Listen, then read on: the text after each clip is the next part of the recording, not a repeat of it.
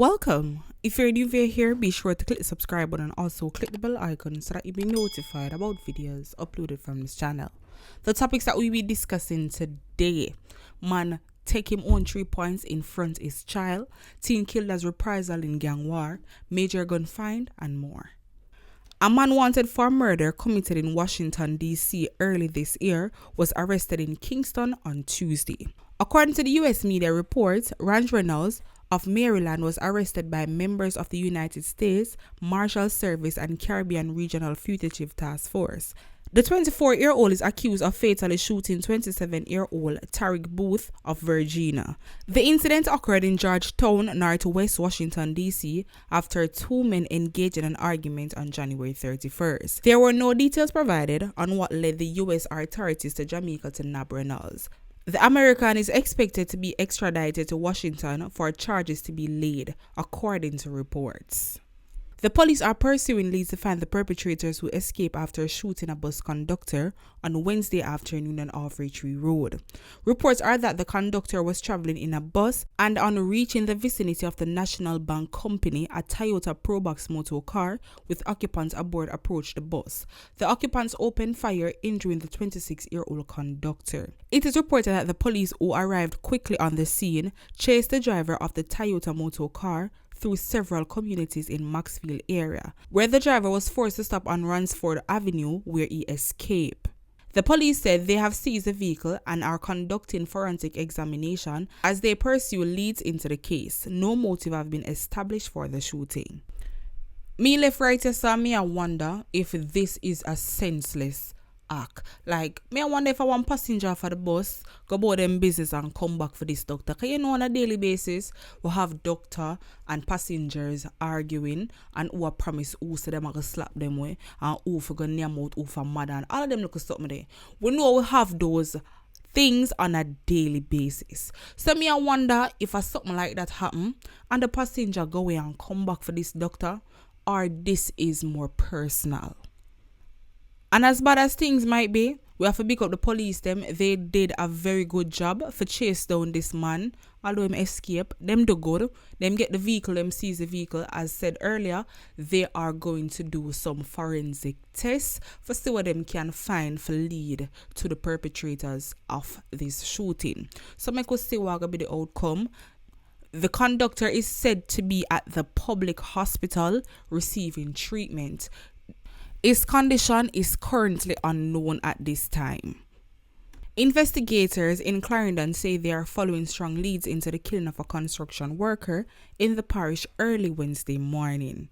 He has been identified as the 24-year-old Tuain Setibo McDonald from Shettiloo district. According to police, McDonald lived alone in a separate building on his family-owned property. At about 6 a.m., after noticing that the door of McDonald's dwelling was kicked in, a female relative went inside and saw him on his back on the bed. The police were alerted, and upon their arrival, they found McDonald clamped in his underpants with multiple gunshot wounds to the head and upper body. Relatives later reported hearing several explosions which sounded like gunshots about 1 a.m. However, they did not call the police. A motive is yet to be established for McDonald's killing.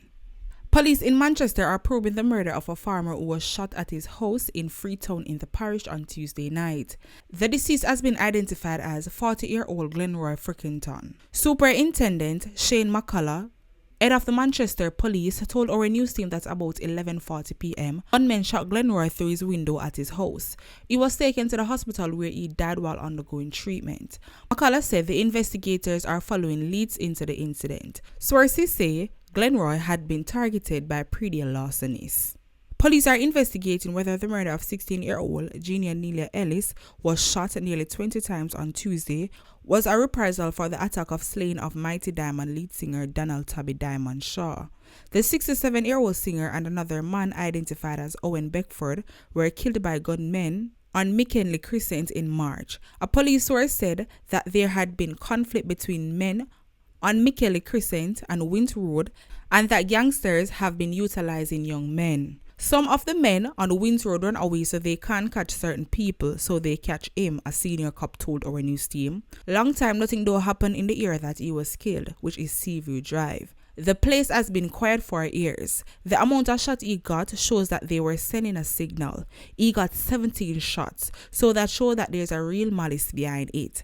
According to the police, about 10:20 p.m., residents reportedly heard loud explosions and contacted the police. He was found suffering from gunshot wounds. He was taken to the hospital where he was pronounced dead.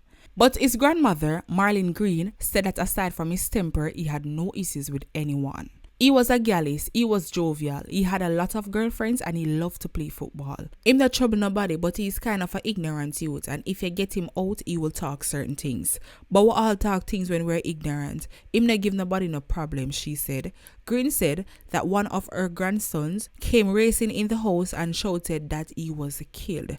A relative who narrowly escaped the gunman bullets showed our news team the injuries that he received after his feet gave way while he was running. Viewers and subscribers, put all of that aside, but I don't know why family members always come out and try to cover up things.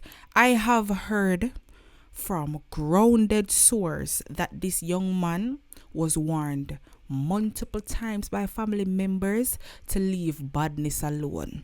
They saw the path that this young man was going down and they tried. They actually tried to prevent it, but him never want that. He was on a football team and the youngster come off of the football team completely altogether just for join badness. And this is the outcome. He got 17 shots. Now, obviously, they had a personal vendetta against him. Nobody now come and waste 17 shots on you when I do them nothing. Want to think logical. But we need more families out here that willing for stand up and talk the truth and say, listen, yes, he was involved in criminal activities. We talk to him never hear, and things go sour. It is just that simple. But I still want for big one up still, because at least on a try to get him out. At least on a try. No family not really care. Them just load them. So big up on yourself for that. A major police operation is currently ongoing in St. Paul's Lane off Tower Avenue in Olympic Gardens, Kingston. The police have so far recovered a Glock 9mm pistol with a large quantity of ammunition. They said that the weapon was found buried 5 feet deep in a backyard.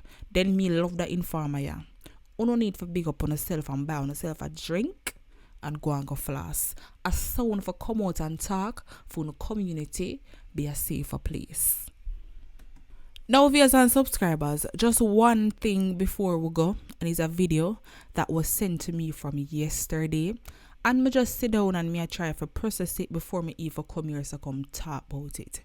In the video, there is a man that tie one rope around him up in one ceiling and take him on 3 points. And not just that, right in front of his child. I am not even sure if I'm supposed to say children or a child, but I want pick me seen at the video scream and a ball. But it carry me right back to the point of who video it. It won't seem like somebody a video it, and as soon as them see say this man now fight no more, him stop move and him a stop breathe and everything, them dash with the camera and I try for help. While another child is there trying and jumping and begging and screaming and bawling. Said, no daddy, no daddy. Only if that child was thinking quick enough to get a scissors, get a knife, or even a machete to try and cut the rope. The pitney they are beg and hug him up or try and lift him up. All kind of things the pitney they do. And this is heartbreaking. Now more for know how, like why and just how this man expects this child to get over this trauma. You should have that in front of your child. It won't look like a hard working father. It won't look like him a trying. He can't manage the pressure no more. And decides, well, this is it. I have to go and I can't manage it no more. But why you do it in front of the child? You still have a left pain behind you. Viewers and subscribers, I would love for you all to see the video. So all you have to do, go down below in the description. Click the link on to see down there. Join the group, come view the video, and leave an opinion. We have made it to the end of our next video. Thank you guys for watching. Catch you guys next time. I'm out and stay safe and stay blessed.